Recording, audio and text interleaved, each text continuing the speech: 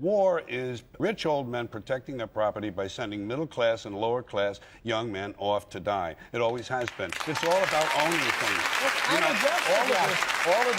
all of this back and forth and debate implies that there are really choices in this country, that we really have choices, freedom of choice. Well, it's an illusion. army. Americans are made, they're having trouble filling the slots in this all-volunteer army. I wonder why. Well, raise the pay of the military. Let me say one thing about choice. There is no real choice. They say freedom of choice. You're given an illusion of choice. Americans are meant to feel free by the exercise of meaningless choices. You don't have, you know what the choices are in this country? Paper or plastic, aisle or window, smoking or non-smoking. Those are your real choices. You don't get to choose anything. There was a long piece in there called "The Planet is Fine, the People are Fucked."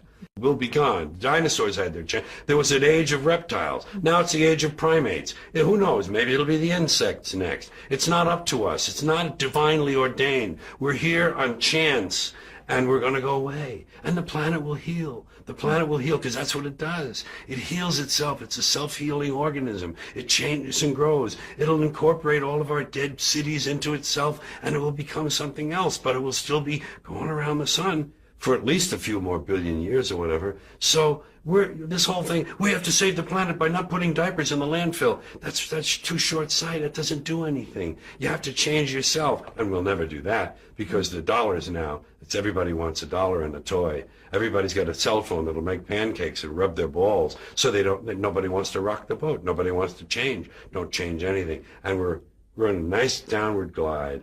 I think we squandered great gifts.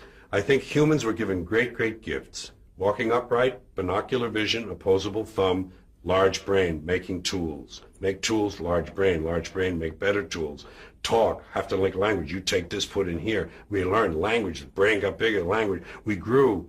We had great gifts, and we gave it all up for both for both money and God. God and mammon, both. We gave it up to the high priests. It's your job. It's God's will. That's what they say. People say it's God's will. That means God can do anything he wants, so why pray? They say you pray for something. Okay, he didn't answer my prayers. Well, it's God's will. Well, if it's God's will, why did I even pray in the first place? He's going to do what he wants anyway. We gave it all up to superstition, primitive shit. Invisible man in the sky looking down, keeping track of what we do, make sure we don't do the wrong thing. If we do, he puts us in hell and we burn forever. That kind of shit is very limiting. It's very limiting for this brain we have. So we keep ourselves limited, and then we want a toy and a gizmo and gold, and we want shiny things, and we want something to plug in that'll make big things for us. And all that shit is nothing. It's nothing. We gave it all up. And Americans, who also had great gifts, when you take the theory of democratic rule, self-government, okay, they started off wrong. They owned slaves. They didn't let women vote. They didn't let people who didn't own land vote. Fine. They got off on the wrong foot. But the ideas were good. But we fucking blew that. We polluted it. We polluted it with this stuff, things, material goods, games, gizmos, toys, gadgets, having possessions. He's got a bigger truck. He says, see his truck? It's bigger than mine. I'm getting a new truck. Here's a big truck. Oh, I'm getting that one. That's what, you got a video in it? You DVD too? He don't have a DVD. I got a DVD, you know. Oh, please.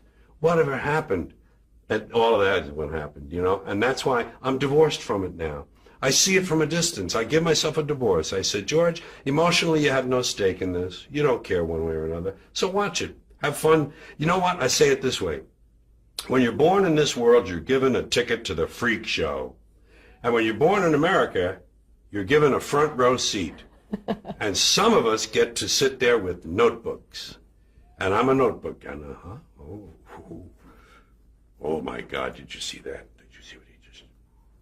And I watch the freak show, and I get my notes, and I make up stuff about it, and I talk about the freaks. And the freaks are all humans, and they're like me, and they're all the same. We're all the same. I'm not better. I'm not different. I'm just apart now. I'm separate. I'm over here because I put myself out of the mix. I don't have a stake in the outcome. I'm not a cheerleader for a given outcome now. Oh, they say if you scratch a cynic, you'll find a disappointed idealist.